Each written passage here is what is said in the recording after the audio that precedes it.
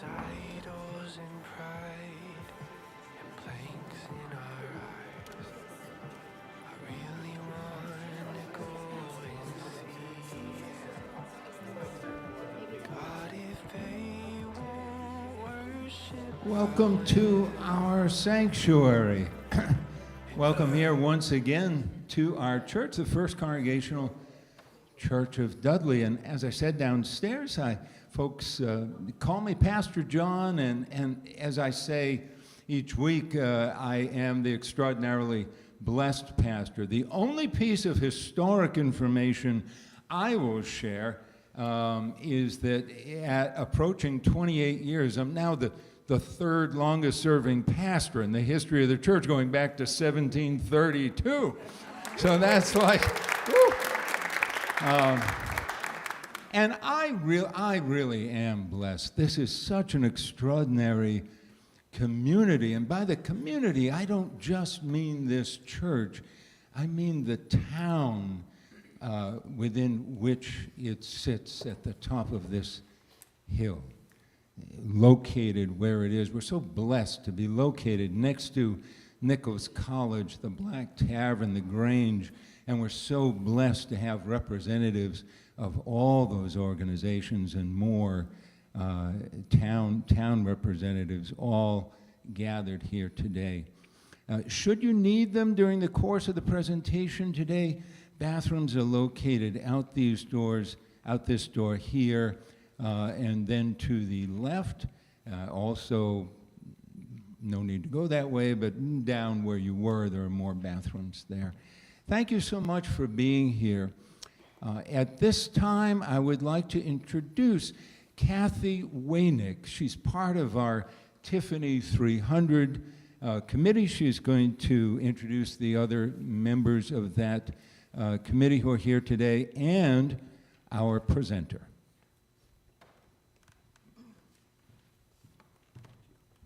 Thank you, Pastor John. And thank you, let's make sure this is okay. Thank you so very much for coming. This is our first fundraising event officially. We started over a year ago just building the Tiffany 300 name. And what I'd like to do is to introduce this incredible team that has come together to actually help us get to this first event. And when I call your name, please stand so everyone knows who you are, because if you have any questions after the presentation, you might want to speak to one of us or all of us, that's fine. So Katrine Wimes. Good morning, Alaska. Tom Boyd. Chris Mayen. And we also have, of course, Pastor John. Everyone knows. And unfortunately, Marianne Johnson, who's our designer, was unable to join us, and Scott Donovan. Okay? All right, and then I just wanted to let you know that being here, just learning more about the Tiffany windows, there's over 30 Tiffany windows in the church, throughout the sanctuary, in Jacob's Hall, and downstairs throughout the clock tower. So I know that as you sit here, you look at these absolutely beautiful windows.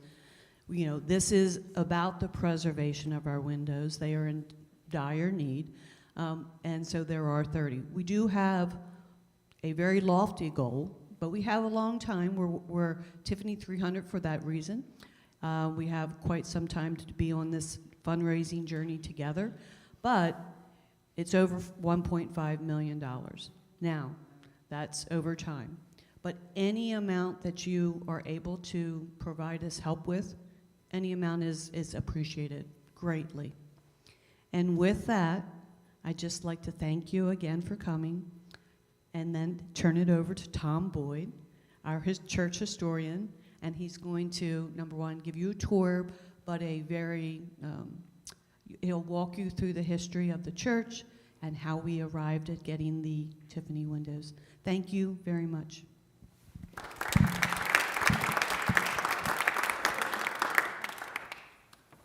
think I'm hooked up. I am. Speak up. I'll speak up. Gotcha. So I'm looking at the audience, and I'm being a teacher. Anyone that doesn't know, I was a teacher for 39 years, 32 of them at Shepherd Hill. I usually try to tailor my lessons to who is here. So I'm looking, and we've got a broad spectrum of officials, town people, etc., some of which may have never been in this church, may have no clue about the history of Dudley, etc. So I'm going to do a little brief history on the history of Dudley. It starts in the 1720s for the English settlers, but before that we have the Nipmuc. These are my notes, by the way. I'm just holding them, and right now I'm ad-libbing. So Nipmucs were here. They spoke Algonquin. We do have settlers out here. We do have John Eliot. There's a portrait of John Eliot up in the balcony. It was done in the late 1800s. The original is in London. It was done for the Babcock family who lived on Ramshorn Road, who were related to John Eliot by marriage. John Eliot came around and converted Native Americans to Christianity. He established 14 praying villages, one of which was Dudley. And the way he did it, he couldn't stay forever. He went and translated the Bible into their language, which was Algonquin. And he had to do it phonetically because they don't have a written language. We have a page from one of his Bibles in the display case over there. So he's one of the first out here. The Nipmucs that were here were the Jibbanagonamog Nipmucs, so named after, well, Webster Lake's named after them. It's a bit longer.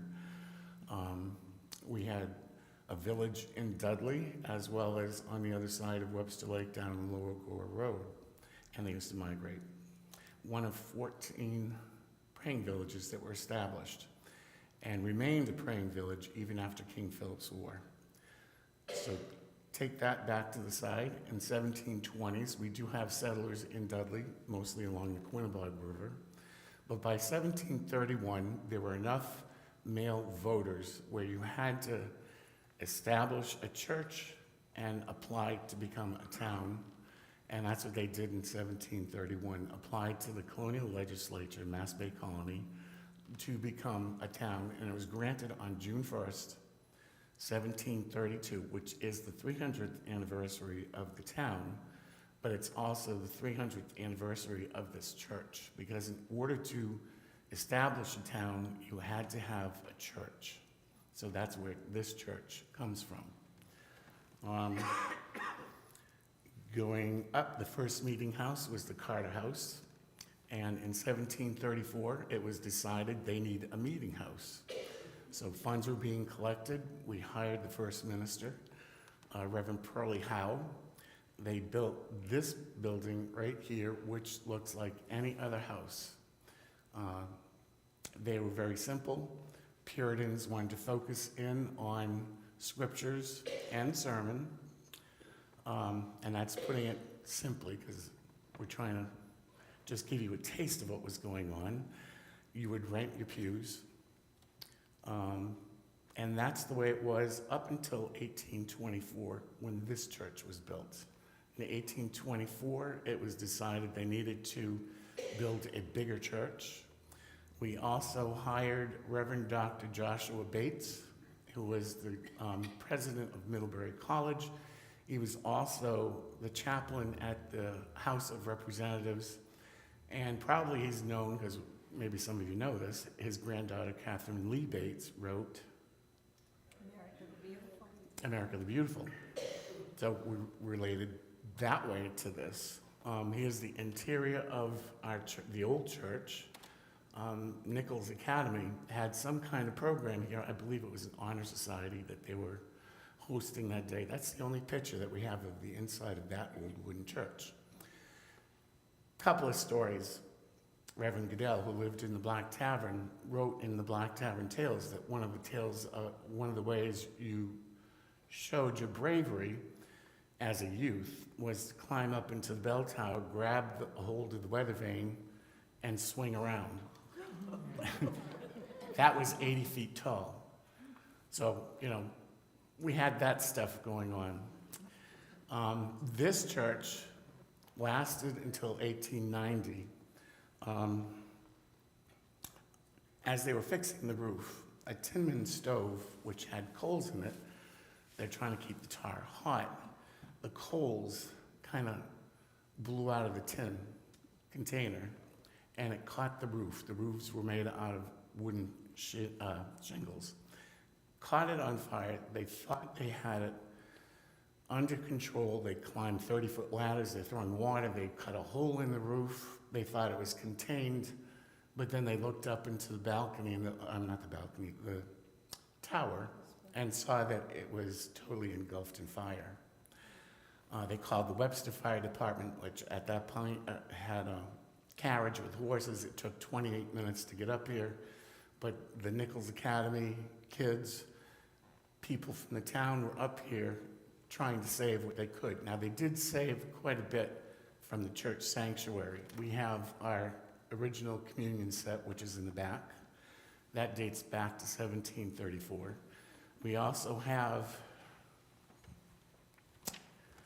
the deacon's chairs. There's 3 of them. 1, 2, and there's another one on the other side. They were able to save that, but also in the basement, there was the town hall, and all the town records were there. So as the fire was going, they're clearing out the basement and what they could in the sanctuary, putting it into what today is the Grange Hall. It was next door here. Washington's Hall and all that, it was next door. That's where they're putting everything. When I was growing up, and I've told this to people in our church, but the person who really got me involved, I used to hear stories from everyone. I grew up in this church, between the Williams family, the Mosleys. Marion was my algebra teacher, and she knew that algebra wasn't my cup of tea. Pete Chaplin was my history teacher, but they said, why don't you do an oral presentation, a project? And Marion said, I'll let you talk to Bertha Downey. She lived in the house across the street, and Bertha Downey was up in her 80s. I'm in the 8th grade. I'm like, So Marion arranged it. I sat down with Bertha for over an hour and a half, and I was enthralled with the stories that she was telling me of things that she remembered that church. She remembered the day that it caught on fire. She remembered this church, and she just kind of wove the story, and I was fascinated and hooked on history at that point, and that was in the 8th grade. So, anyway, there's that. Now, that's June 1st, 1890. By June 3rd, the church has a letter in hand to the minister from Hezekiah Conant. Now, we switch into Hezekiah Conant mode. Who was Hezekiah Conant? Well, Hezekiah Conant is a typical rags to riches story from the late 1800s. He grew up on Ramshorn Road. His father was a farmer, not particularly wealthy. During the winter, he went to the academy. In the summer, he was on the farm working, and he was going through this, and after he left the academy, he ended up doing apprenticeships. One was up in Worcester at a print shop. He worked for Slater for a while, and then he started patenting certain inventions, because after Slater, he went down to Colt Firearms in Hartford, and he was able to patent a design that was used by the US and Great Britain on their rifles. From Colt, he went to Willimantic Linen, which is down in Willimantic, Connecticut. And from there, he learned that whole thing. He patented, they used to make thread, and the labels on those spools, right on the very end, it was labor intensive. He found a machine, he patented it, and it put the labels on the thread. And from there, he went into Pawtucket, where he started Conant Thread. And Conant Thread became, eventually, the largest thread-making company in the United States. And when he teamed up with Coates out of Paisley, Scotland, which was the Europe largest thread, they became the largest thread-making company in the world. That's where he gets his wealth. Now, you got to put into perspective the time period that we're talking about. We are talking about late 1800s, second industrial revolution, focused in on steel. People were making, if you were in the right place at the right time with the right invention, like Andrew Carnegie, the Rockefellers, etc. Andrew Carnegie, I believe, had a big influence on Hezekiah Conant. Andrew Carnegie believed in the gospel of wealth. And he wrote a book named The Gospel of Wealth, where it is the job of the wealthy to give back. Now, Carnegie, what he did was he built libraries throughout the country, and he put it not in the wealthy hoity-toity area, as he would put it. He put it in where the workers for the factories were. He said, we need to give them the opportunity that I never got. He's from Scotland. He was on the wrong side, literally on the wrong side of the train tracks, and he couldn't go to libraries where, he wanted to because they weren't wealthy. So Carnegie's idea is to give back. And Hezekiah Conant followed that to the most that he could. At that point, and I'm going to get into Nichols Academy history as I know it, he was a major benefactor to Nichols Academy. Their buildings were starting to show their age, and he started to build. The first one was the observatory/library. The next was the Academy building, which had a auditorium in it. Then you had Conant Hall, which back then was Dudley Hill Inn, which served for housing the Nichols Academy students in the winter. During the summer, it was opened up to anyone traveling to Dudley. At that point, railroads were starting to really spread out, and travel was improving better than the stagecoach that used to go this way and then over Dudley Hill that way. And he also, from what I've been told, built the building next door, which was after this church was built. So he sends a letter once he finds out that the church had built that he grew up in. And in the letter, he's offering to build the best, the latest, the greatest, you name it. And he wanted to do it in brick, because the old wooden one, when you got a good stiff breeze, used to rock, especially the belfry. And the plaster was falling constantly. He said you constantly have to paint the sides, and you have to paint all kinds of stuff. The upkeep on an old wooden church just wasn't going to cut it for him, because he's going to build the latest, greatest, which meant brick. You didn't have to worry about painting it. Someone asked me that question, and I found the answer. It was right in the letter that he sent to the church. I'm going to build you the latest, greatest. It had heat. The other church didn't. Lighting. The other church didn't have stained glass windows. It had clear glass windows. So then now let's get into the church and this building, which gets into the Tiffany windows and all that stuff. I've got pictures up here. This is not the way it was when it was originally built. In 1946, there was a microburst that came through, and I'll explain that later, and it knocked down that section, that whole section.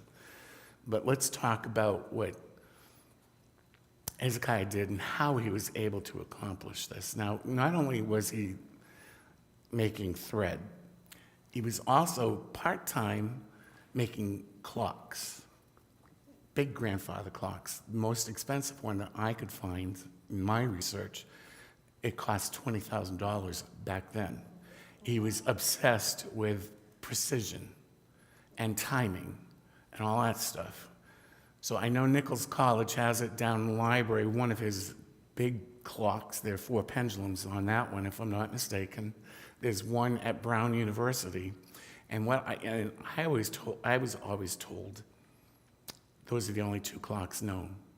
But when I was researching this, I'm finding all these Conant clocks. He partnered with E. Howard Clockmaking, and there were all kinds of clocks up for auction. So there are other ones, but I think the big ones that were connected, and if I'm not mistaken, that one was done on a celestial calendar that would help the farmers when they were supposed to plant, etc. That's the way it was explained to me. I could be wrong on that. I didn't get a chance to research on that part. But our church tower clock is a Howard clock, and it's a one of a kind because it doesn't have one pendulum, it has two. And that's because Hezekiah made it into two pendulums for accuracy. He said, we tend to have little tremors every once in a while, earthquakes, and I want this clock to be accurate. Now, anyone knows Chris, poor Chris, the head of our trustees, for years, we're having problems with our clock, and we couldn't find anyone to fix it. Well, Chris in his travels and what he does for a living found somebody who fixed it recently. And is it still within a minute each week? It's been 4 weeks and it's been within a minute. 4 weeks within a minute. And that's accurate for a clock that was put in here in 1890. We finally got it fixed. It works. So how does that relate to these windows and what I'm trying to get at? Well, let me give you a little history of Tiffany windows. I'm not an expert on this, but I've been researching this. That's what you do when you retire. You research things like this. And Tiffany, his father was a jeweler. Louis Comfort Tiffany was an artist. And in 1878, he began his home goods, which was decorating, interior decorating, which included stained glass windows. By 1888, Tiffany and Conant had teamed up because now Tiffany is selling Conant's clocks in Tiffany Company. That's the connection. And you see the result. So when this church was built, the one thing that Conant asked for was that he be able to put up a plaque or a memorial window to his descendants, to his parents, but his descendant was Roger Conant. And if you don't know anything about Roger Conant is considered the first governor of Mass Bay Colony. Roger Conant was in Salem. Plymouth was a separate colony. Mass Bay Colony is to the north. And Conant had in his head, because the story had it, that Roger Conant was a peacemaker. He was the one that separated Miles Standish, who was from Salem, with one of the leaders in Plymouth over fishing rights because they're ready to get in a fist fight. So Roger Conant was called a peacemaker. So the window that is missing, the part that we've got, that left panel, that's part of the peace window. The window is missing up here because that was blown in 1946 with the microburst.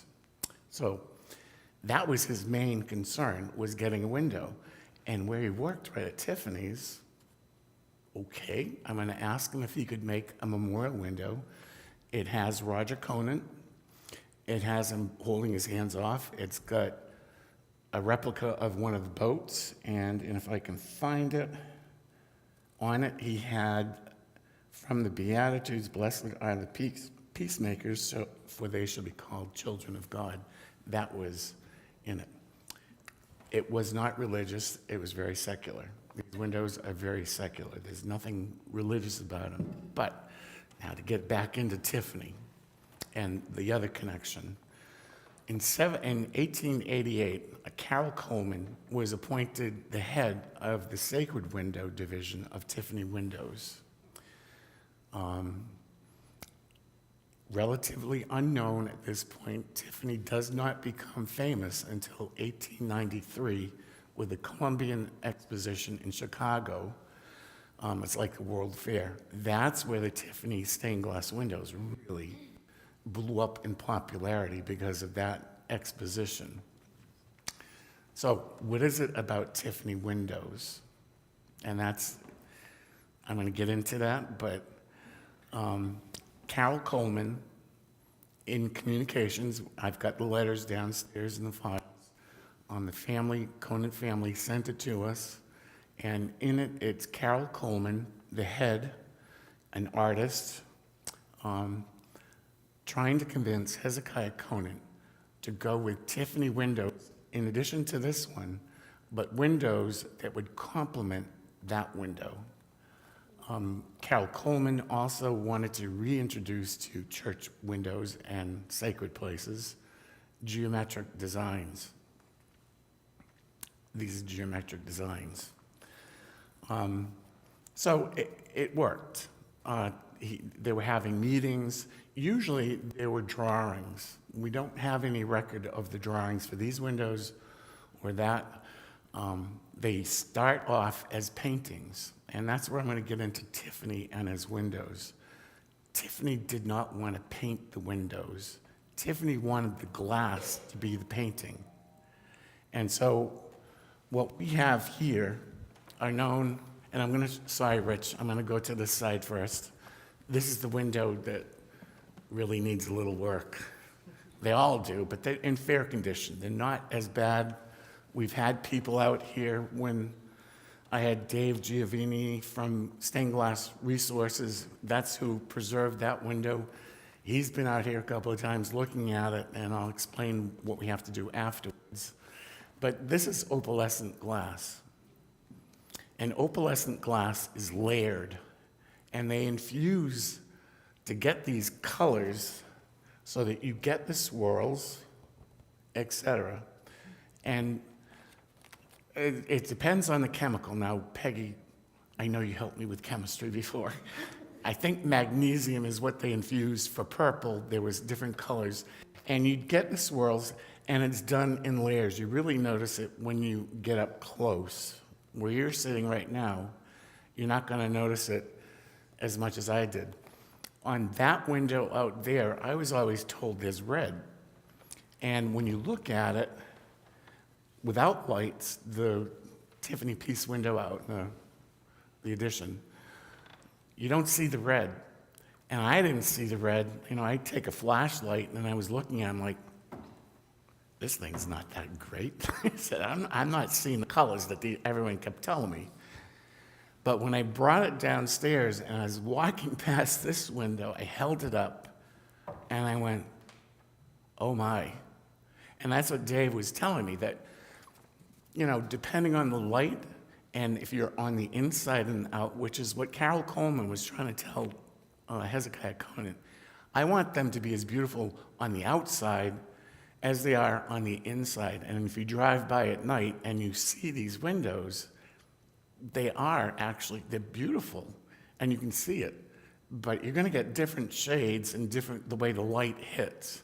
And I noticed that with that in particular, because the window that was up that's missing, the stained glass is not the same as this, but they do complement each other. So this is opalescent. This and these, what they would do on these little pieces, what you can't really see, and right in here, they would flatten the glass out, and right before it dries, they'd squish it. They'd take these instruments and get it to make waves. That's how they made their drapery glass, which if you see, if you've been to any museums where they've got windows and you see clothing, that's the drapery glass. It's been squished, it's been infused. The people that were making the stained glass had to see the painting and then know the chemicals, because a lot of this art of making that stained glass is gone. They didn't write things down. It was just, you know, like some of the people with the recipes, throwing a pinch of this, throwing a pinch of that, and then you get this color and the technique. They didn't write things down, so trying to reproduce is next to impossible now. But they would actually, the people making the stained glass would look at the painting and then start infusing, squishing. This one over here, when I was growing up, we used to sit in the back and I'd stare at that window. The colors fascinate me. When I literally say it, as I was misbehaving, I'm jumping around and whatnot, but the glass was entertaining me. But when I sat in the choir loft up there, I look over here, and Terry Green mentioned it, there's an angel. And you look around and you can see different things in the window, and For me, it was entertainment as a kid. So this is opalescent glass. When the light shines, you get different colors in that. This one being north side, it looks like it might be a little darker, but it isn't. It's the same. And I never realized that stained glass faded, but it does fade. So we say we've got stained glass windows here. What's it doing out here in Dudley? When I was looking up where these windows are, because we're now part of, we were always part, these are decorative windows, by the way. That's the way Tiffany classified them. How did we get them out here? When I looked up, I'm finding most Tiffany windows were located in urban centers, in churches that were wealthy. Dudley wasn't exactly wealthy, but we had Hezekiah Conant, who decided and also worked. I don't know if he would have chosen Tiffany. I have no idea. But he worked with Tiffany. And Carol Coleman was able to convince him to do this. We have 53 windows. I never realized it until we were put on the National Register. And Tim from the State Historical Commission was asking me, he goes, how many windows do you have? And I know I've told this to other people. I grew up in this church. I said, I don't know. You keep track. I'll go up, I'll start counting. And as I kept going up layer by layer, because every window in this church is Tiffany stained glass window. The windows out in the narthex and up in the balcony, they would be like catalog windows, you know, but they're still Tiffany windows. There's 53 of them. Some have already been redone, so we don't have to worry about those. Right now, what we're focusing in on are these 4 windows. That's our target, and my worry is that one over there. So what is it that we have to do? Why does it cost so much money? I went out to Stained Glass Resources when they were redoing that window. For those that saw it before, what we got afterwards, I'm totally amazed. You know, when I first saw it, he says, come on out, and he had it on a light, and he's showing me. I'm like, you were able to save all those little itsy-bitsy pieces of glass and make it, because it did work. So the process to do this window, these windows, is labor intensive. I got to go on this side, Rich, because this is the window that we all looked at. So what do they have to do?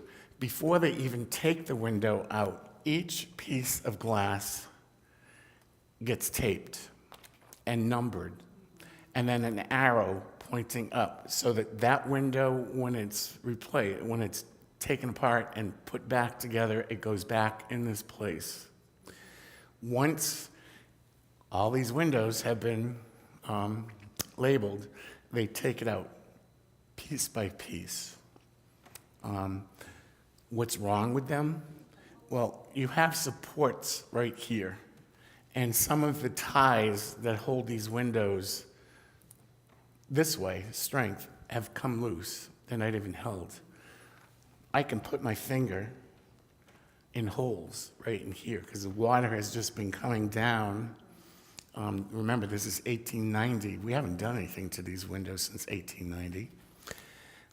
They're worried about water in this foundation and up there.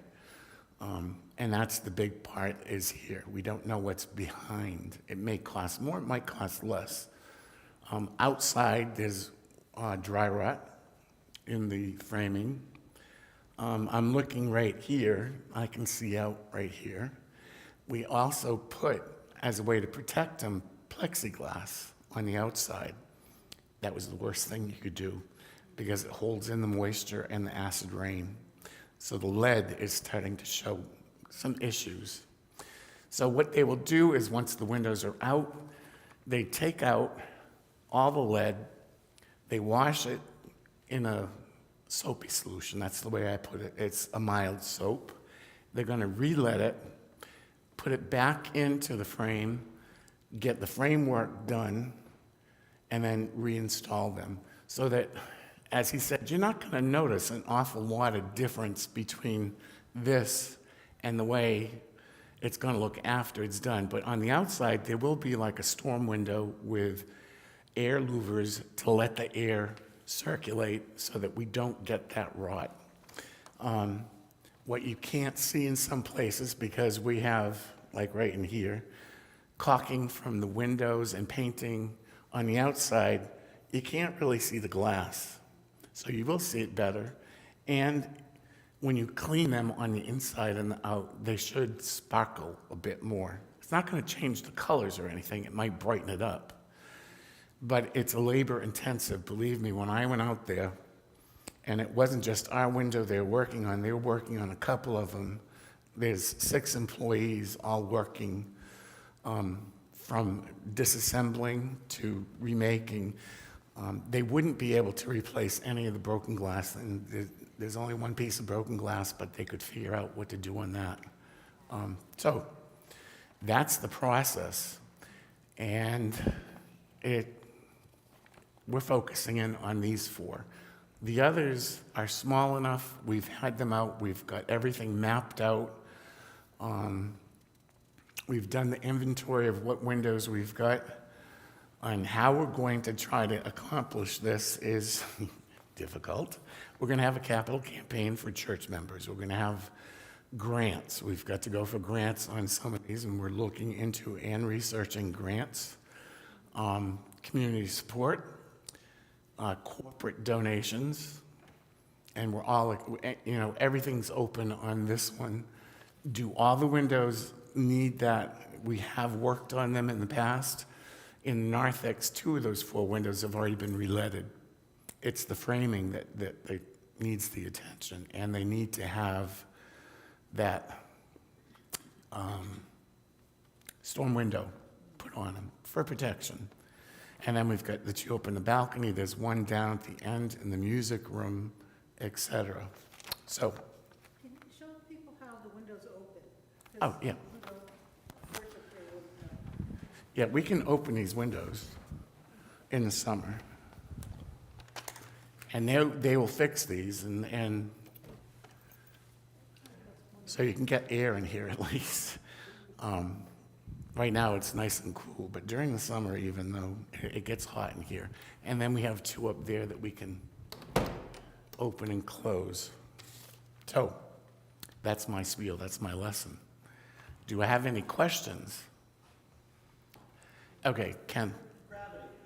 I'm just shocked that these great big windows are not like bowing from their weight. It's these supports. When Dave came out, he says, we've got more supports than normal on a stained glass window.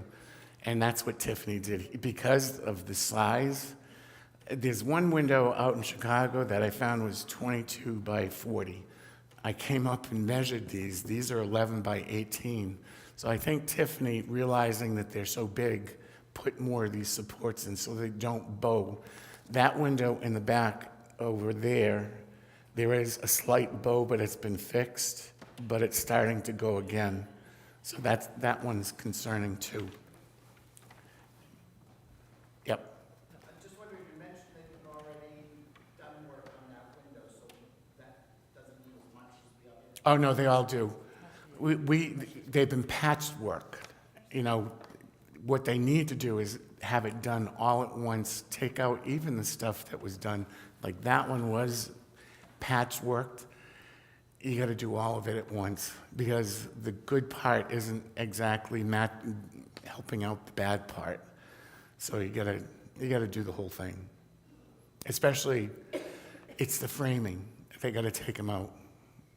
Do you know what the cost was of the windows at the time? I don't know. I know they were expensive. Yeah. I know, Tiffany windows weren't cheap. And as I was saying, they were painting. So that if you look at some of their landscapes on a glass, if you have a waterfall, it actually looks like water, because they would layer this glass. That window out there is layered. There's 2 layers, there's 2 pieces of glass on the scroll work. And if you look at it, I think I got...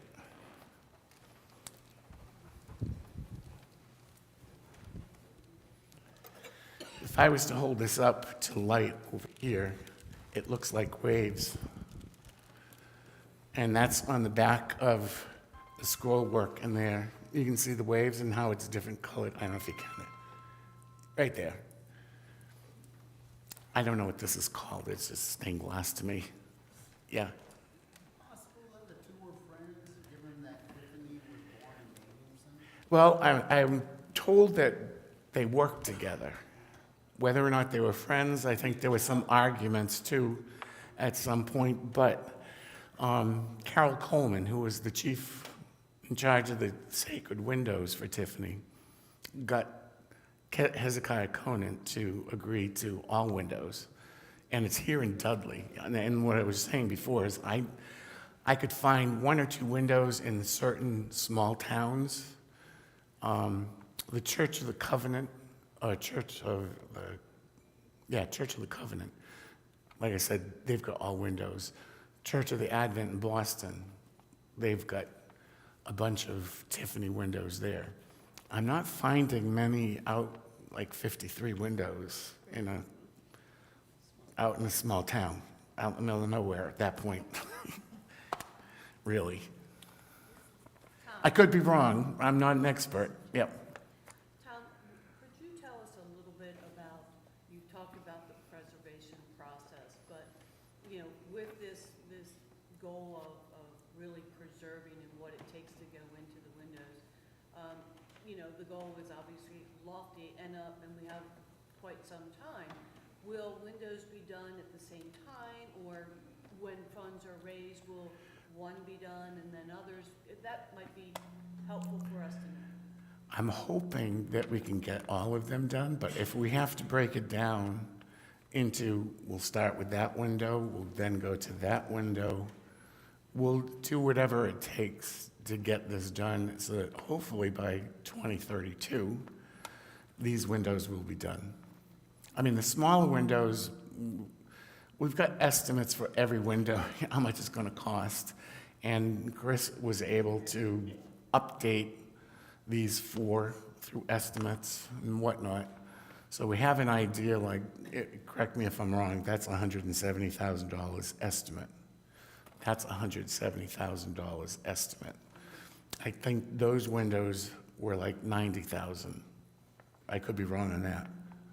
It could be 90,000. I don't have the figures with me, and Frank, because I've been, you can show me figures until I'm blue in the face, and that's what I am right now, trying to get dates and all that stuff. It's either $90,000 for both of those or individual. I can't remember. Yep. Would it be feasible to sell some of the smaller windows? I don't want to sell these windows. That's what makes this church so unique. I agree. Yeah. It's wonderful. I don't think you're going to, for the windows downstairs, we sold one and it went for $500. So it really isn't. I wouldn't want it, it's not worth it. Yeah. Thank you. Yep. You mentioned tremors affecting the Conant clock. Does anything need to be done to the windows? No. Expectation of the next No. Honestly, I was up here in the choir, we were practicing one night, and we had a tremor. There was an earthquake, and it was recorded, it was like 3.2, and the doors started rattling. We thought something was funny going on, but it was an earthquake. Right now, no. And when Dave looked at them, he goes, they're in fair condition, but you don't want to let it go too long. This is, I invited the community. I wanted people to see this because I don't view this as just this church's treasure. This is the town of Dudley. I mean, how many churches have 53 Tiffany stained glass windows? And this church is used for other things besides worship. We've used it for a lot of stuff. Plays and other groups and organizations have been in here. But this is what makes Dudley kind of unique in Dudley Hill, is that we have this here. For lack of a better term, is the superstructure of the window, the big, like these big windows, the wooden superstructure that holds the assembly in place, is that compromised? Yeah. Yeah, from water. Actually, I'm going to let Chris talk about that one because That is one of the biggest problems right now. As, yep. As, am I on? I Yes? get turn on. I have my glasses on. Sorry. Blind leading the blind. Yeah, exactly. Is that what? Okay, there we go. Thank you. As Tom has done so much research on the glass itself regarding the construction of the windows, they are mahogany construction, and because of the time, and they haven't been touched for as long Since as they were built. made. Yeah. Mahogany is great, but it's not going to stand the whole test of time.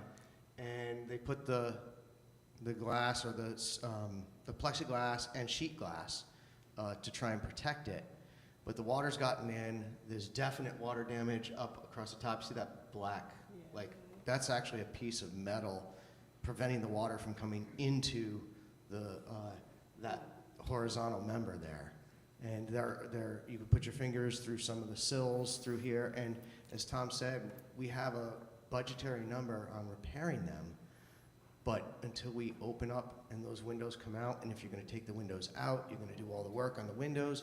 You now have to do all the work on the structure, because otherwise putting the windows back in would be a And they huge don't know waste of until money. they open up. They won't know Yeah, what nobody knows shape how that is far. until we haven't taken things apart yet. The one thing I did want to mention is when Dave was here, that middle section on that window looks perfect from here. But when you get up close, there's 53 windows that are broken, cracked. They can fix that.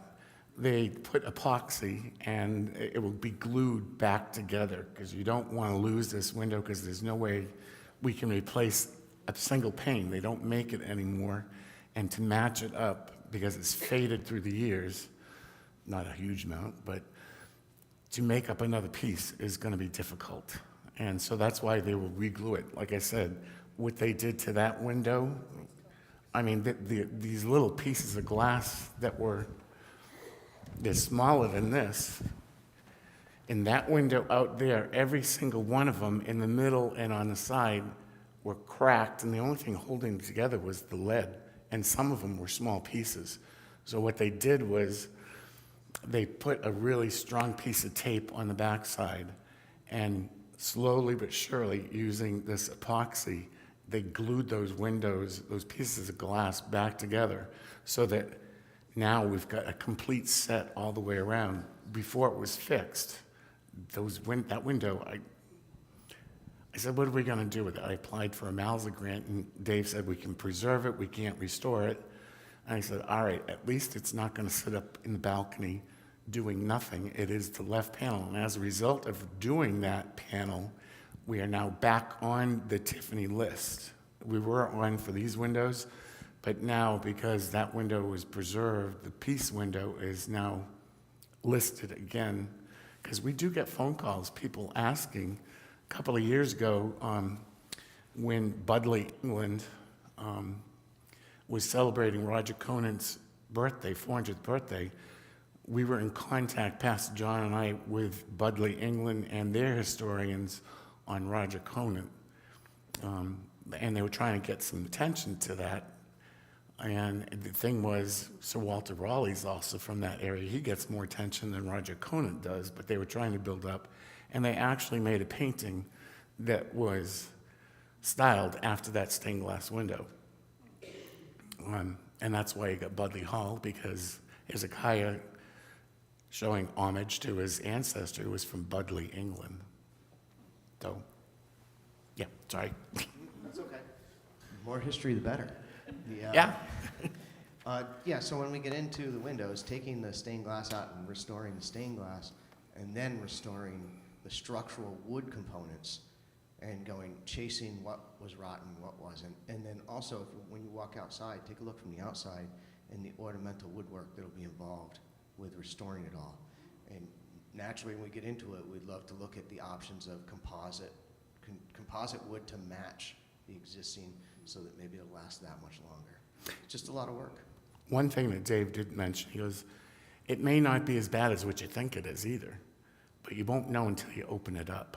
And that's what we have to do. Expect the worst. That's the way we are. Expect the worst, hope for the best. It's right on time. I know we're at time, but I did want to mention that we do have a website Tiffany300.org.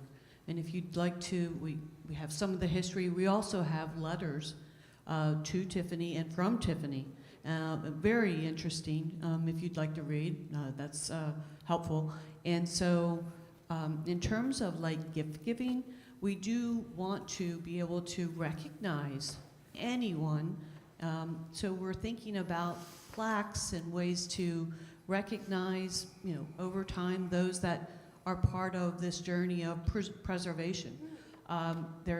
We do have plaques that don't have any names on it. So what it looks like today, when they are preserved, there'll be recognition here as well.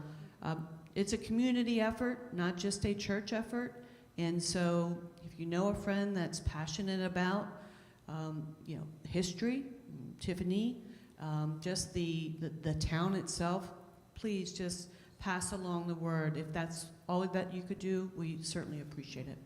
Thank you so very much. Thank you, Tom. One other thing. We are opening up tours on Strawberry Festival and during the Apple Festival Craft Fair.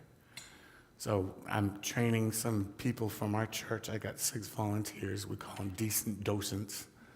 Thank you, Pastor John. And I will be training them on how to do a tour and the history and all that stuff. One thing I wanted to mention, if you go on the Tiffany 300 website, we have a store. And if you want to purchase anything, this is just a handbag. There's all kinds, there's keychains, there. Yeah. What? T-shirts, yeah, I should have worn my T-shirt, I didn't. But they're T-shirts, and all the profit from the sale of that also goes towards preservation of the window. So, there's no other questions. Yep. You seem to have a lot of nice products. Would you ever have them in the church so that you could purchase them physically here instead of on a website that some people might? I don't know, I don't know. Well, unless I bought them and then sold them. Oh, I see. Yeah, I could buy them and then sell them again. I mean, that's possible. I've done it before with Cat's Meow and all that stuff. So, anyway, are there any other questions? Yes, Reverend. Oh, wait a minute. How many windows are in there? How do you count them? 53 is Are you talking about individual panes? No, like at the top, I'd say there's 3 there, There's 3. and then 7 at the bottom, 10. Is that Oh, 1, 10? 2, 3, 4, 5, 6, 7, 8, 9, 10. That's 10 So That's 10 windows, or 10 sections, not 10 windows. It's 1 window, 10 sections. Oh, so that counts as 1 window. That's 1 window. Yeah, so that whole window is 170,000. I kept doing math, so that's 10 out of 53, I'm doing the fractions. Yeah, no, so, like the windows in the front in the narthex, I think there were 15,000. But these are the ones that we need to these are the ones, the whole window. All these, this is 1 window, that's 1 window. There's 4 windows as far as 170, 90, and 90, I think it is. I think that's what it is. That's my main goal, are those. Tom, So- the smallest window is about 9 inches wide by about 18 inches tall. Yeah, there's one in the front and there's one in the back. It's 3 panes. They're not huge. I think I could probably take care of it, that type of thing. They're all geometric shaped, yeah. That makes them unique. Yeah, and that's what's making it unique. Carol Coleman wanted to introduce it and whatnot and so forth, and that's what we've got. The blue, by the way, whenever the workers came in from Stained Glass Resources, Tiffany blue, they were amazed how much blue we've got. Yeah, they wanted to see the Tiffany blue, and everyone came in. I said, sure, go ahead, take a look. So, by the way, this, if you're looking, I have a funny feeling that there used to be a center chandelier and all these side lights. I can't prove this, but I think Tiffany had something to do, because it was interior decorating, and Tiffany did do wrought iron, and this would be one of the ones that was in that chandelier held 21 of these kerosene lanterns. And then they had similar to where these are, up in the balcony, up in the front. They had bigger ones. There's a bigger one inside the display case. I got Hezekiah's walking stick. The family gave it back to us. That's his. And then I think I found, because I was looking at this, I think this piece, it says peace. This is from the peace window. Dudley Marsh, when he was a kid, when this all happened, came up here and there was glass all over the place. And Dudley picked up some, and I think this is from Blessed Are the Peacemakers. That's the only place where you would see it. It was on that center part of the window. And so we got that. So, thank you. Any other questions? Yes, Pastor John. I just wanted to say that, you know, in the Dudley Town Hall, it calls Dudley a special place. And as I've shared with our church family, I've never personally felt such a deep sense of roots anywhere than I do here. Dudley really is a special place. And this location, these windows, this beauty, really, as you appropriately said, is not just about the church, it's about this town. And how blessed are we to have someone like you Stubborn. running around here like a Not going to give up. And how we do it good. Thank you. Thank you.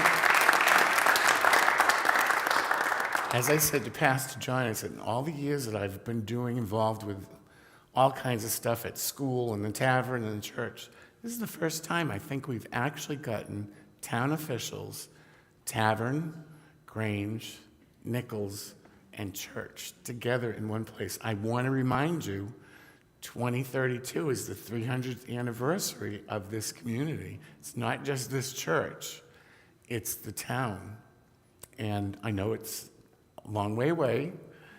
Homage to Ed, who I've been talking to, and the Historical Commission. It's going to be here before you know it. We're starting early. I realize that because it's going to take a while to get this done.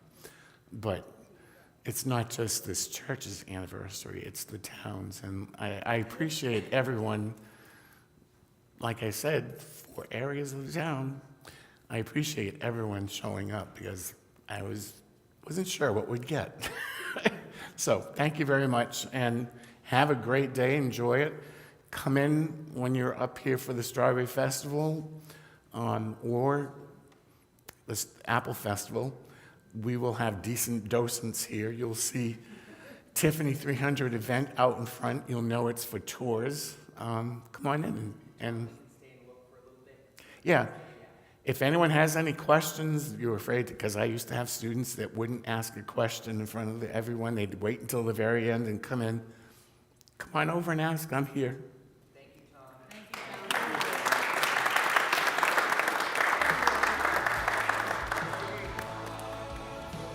Got it. Did you hear? Yes. Very good.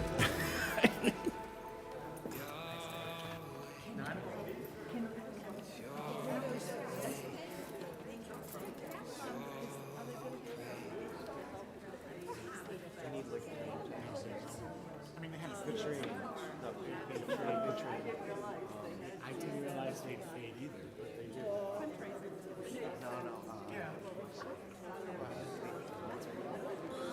Cognac.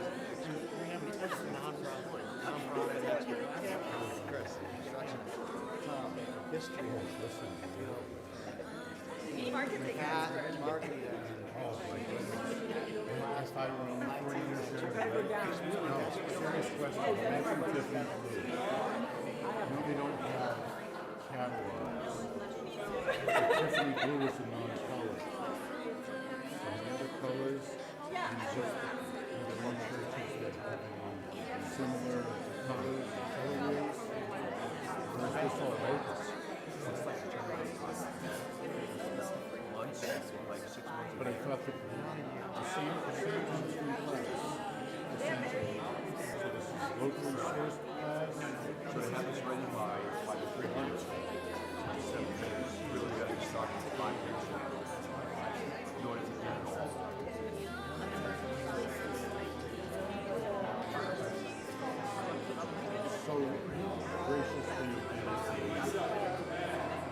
well, I know that. There's likely that thing somewhere around here. So I understand. And nothing's more heat resistant than asbestos. I think.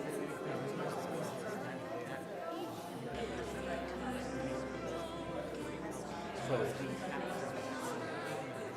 right. So,